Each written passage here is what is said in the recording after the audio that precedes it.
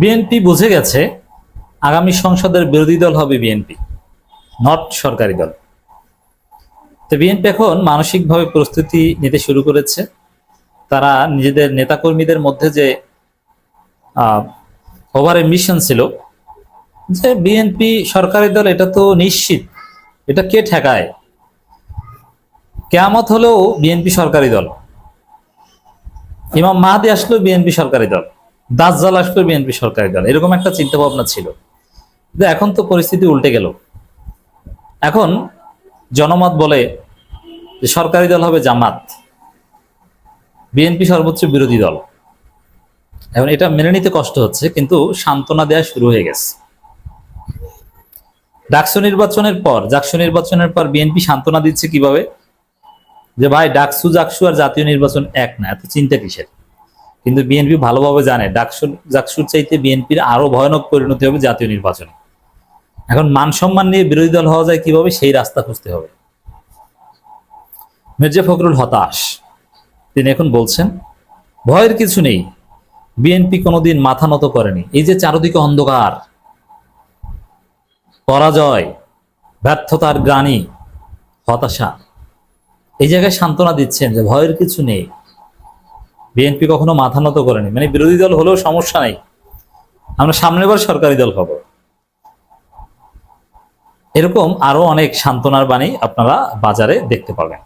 বিএনপির মধ্যে যারা কিছুটা বাস্তববাদী, যারা ইউটোপিয়ান না, যারা অবাস্তব কল্পনা বিলাসে বিশ্বাস করে না, কথা বলার সময় মাইক হাতে পেলে উল্টাপাল্টা যাই বলুক, যারা প্রকৃতপক্ষে জনমত জানে। আমি যে কথাটা বলি ভাই, কোনো জরিপ টরিপ দরকার নাই। জামাত ক্ষমতায় আসবে কি আসবেন না এটা বুঝতে আপনি আপনার চারদিকে, আপনি যদি বাংলাদেশে থাকেন, রিক্সাওয়ালা, ভ্যান চালক, আপনার খালা, মামা, ফুহু, খালাতো ভাই, চাচাতো ভাই, মামাতো ভাই, চাচাতো ভাই, ফুয়াতো ভাই, অমুক তমুক 14 গোষ্ঠী যা আছে জিজ্ঞেস করেন। দোকানদার, চা খাইতে দোকানে যান, আপনি যে দোকান থেকে আপনার দৈনন্দিন প্রয়োজনীয় জিনিসপত্র কিনেন, চাউল ডাল সবজি মশলা কিনেন, মাছ কিনেন, তাদের কাছে জিজ্ঞেস করেন। একজন রিক্সাওয়ালার কাছে জিজ্ঞেস করেন, ভ্যান চালক, অটো চালকের কাছে জিজ্ঞেস করেন বিএনপির প্রতি তারা কতটা বিরক্ত এবং তারা কতটা সিরিয়াসলি জামাতকে চায়, আপনি স্পষ্ট হবে। তো এই জায়গাটা থেকে বিএনপিও জানে যে আসলে বিরোধী দল হওয়া ছাড়া তাদের সামনে কোনো উপায় নেই। সরকারি দল হওয়ার স্বপ্ন যে খান খান হয়ে গেছে, এটা ডাকসু নির্বাচনের পর তারা স্পষ্ট হয়েছে। ডাকসু নির্বাচন চোখে আঙুল দিয়ে দেখিয়ে দিয়েছে আগামীতে বিএনপির ভবিষ্যৎ প্রধান বিরোধী দল। ভয়ের কিছু নেই, বিএনপি কোনোদিন মাথা নত করেনি। এই যে ভয়ের কিছু নেই, এটা একটা সান্ত্বনা। মানে ভয় পাচ্ছে, একথা কেন বলছে? ভয় পাচ্ছে যে আমরা তো বিরোধী দল হয়ে গেছি, সরকারি দল হতে পারছি না, ভয় পাচ্ছে। এখন এই জন্যে তারা বলছে যে আমরা মাথা নত করিনি, মাথা নত করবো না। ভয় পেয়েছে, যে বলছে যে ভয় করবেন না। দর্শক, এই বাস্তবতায় বিএনপি পৌঁছে গিয়েছে। শুধু মির্জা ফখরুল না, আরো বিএনপি নেতাদের বক্তব্যের মধ্যে আপনি এটাই দেখবেন। অতএব বিএনপির ভাইদেরকে বলবো যে আপনারা বেশি শকড হইন না, এখন থেকেই প্রস্তুতি নিন যে আপনারা বিরোধী দল হবেন। সে রিয়ালিটি মেনে নেওয়ার প্রস্তুতি নিন, নইলে অনেকে শকড হয়ে মারা যেতে পারেন, কারো হার্ট অ্যাটাক করতে পারে, কেউ স্ট্রোক করতে পারেন।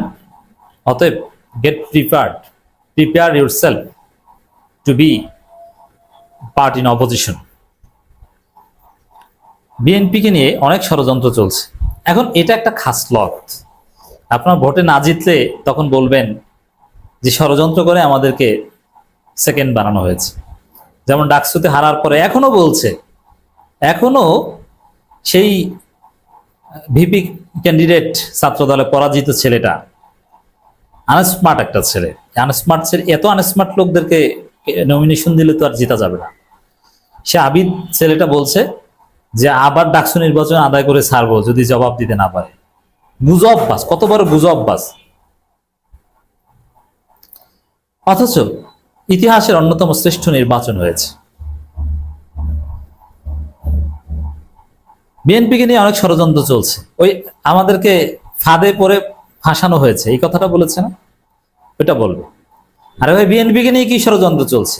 আপনারা নিজেরাই তো নিজেদেরকে শেষ করছেন। আপনারা মাদ্রাসার এতিমখানার খাবার খেয়ে ফেলবেন, আপনারা নিজেরা কামড়াকামড়ি করে প্রত্যেকদিন এক এক 2 উইকেটের পতন ঘটাবেন, আর জনগণ আপনাদেরকে ভোট দিবে। আপনারা ছাগল চুরি করবেন, গরু চুরি করবেন, আপনার চাঁদাবাজি করবেন, রিক্সাওয়ালা, ভ্যান চালক এবং বলের ভিতরে ডিম বিক্রি করে তাদের কাছ থেকেও। আপনারা মানুষের ঘরের টিন ঘুরে নিয়ে যাবেন, গরিব মেহনতি মানুষের, আর বলবেন যে ষড়যন্ত্র। তেমনি মিথ্যা অপবাদ দেওয়া আছে। কেন, এটা কি মিথ্যা অপবাদ? আপনাদের লোকজন ছাগল চুরি করছে, গরু চুরি করছে, চোর বাটপার, এগুলো সব বিএনপি করে, এটা কি মিথ্যা? আর আপনাদের যে বহিষ্কার, ওটা যে নাটক, ওই বহিষ্কারে যে জনগণ আপনাদের প্রতি কোনো সিম্পেথি রাখে না, আপনাদেরকে ভালো মনে করে না, এটা কি অপবাদ? না, এটা সত্য কথা। তবু বাংলাদেশে ভালো কিছু, যার সবকিছু তারা দিয়েছে বলে মন্তব্য, মানে এটা হতাশা টাইপের বক্তব্য, যে আমাদেরকে আমরা আমরা হারিয়ে যাচ্ছি, আমাদেরকে অপবাদ দিয়ে হারিয়ে দেওয়া হচ্ছে, ষড়যন্ত্র করে হারিয়ে দেওয়া হচ্ছে, সেই বিষাদের সুর। পিনাকি ভট্টাচার্য কিন্তু একথা বলেছেন যে বিএনপি সরকারি দল হতে পারছে না। বিষাদের সুর পিনাকির ভিডিওর মধ্যে তার এডিটর বাজিয়ে দিয়েছেন। বুঝতে পারছেন খেলা কোন দিকে যাচ্ছে? মির্জা ফখরুল বলেন, কোনোদিন মাথা নত করেনি বিএনপি, তাই দল ও তাদের নেতাকর্মীদের ভয় পাওয়ার কিছু নেই। ভয় পাওয়ার কিছু নেই, এখন আশ্বস্ত করছেন।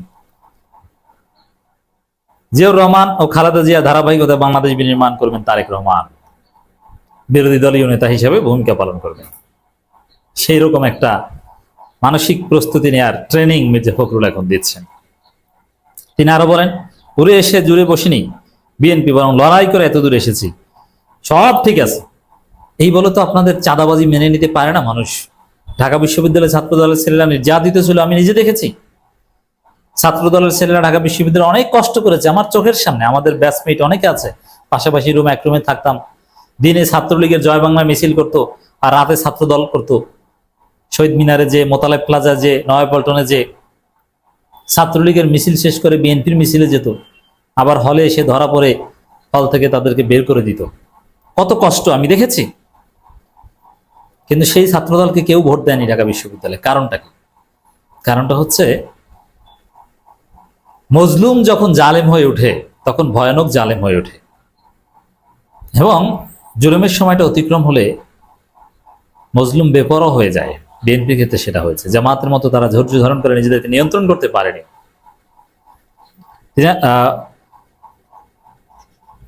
যেটা বলছেন মির্জা ফখরুল, তাদের সদ্য জন্ম কিংবা তাদের দেশের স্বাধীনতার প্রশ্নে ভিন্ন মত ছিল, তারাও এখন সমালোচনা। এই স্বাধীনতার ওইসব 71-এর গাল গল্প বলে আপনি রাজনীতিতে কখনো এই সম্ভাব্য বিরোধী দল থেকে সরকারি দলে যেতে পারবেন। এগুলো মানুষ খায় না ভাই। বর্তমান প্রজন্ম 71-এর অনেক পরে জন্ম হয়েছে, তাদেরকে আপনি সেই আওয়ামী ন্যারেটিভের 71 খাওয়ান কেন? বর্তমানে যে ছেলেটা শিবির করে তাকে আপনি রাজাকার, স্বাধীনতা বিরোধী বলেন, এর চাইতে জুলুম কি হতে পারে? এই কারণেই তো আপনাদের এই অবস্থা। এখন বিরোধী দল হওয়ার জন্য প্রস্তুতি নিচ্ছেন, তাই না?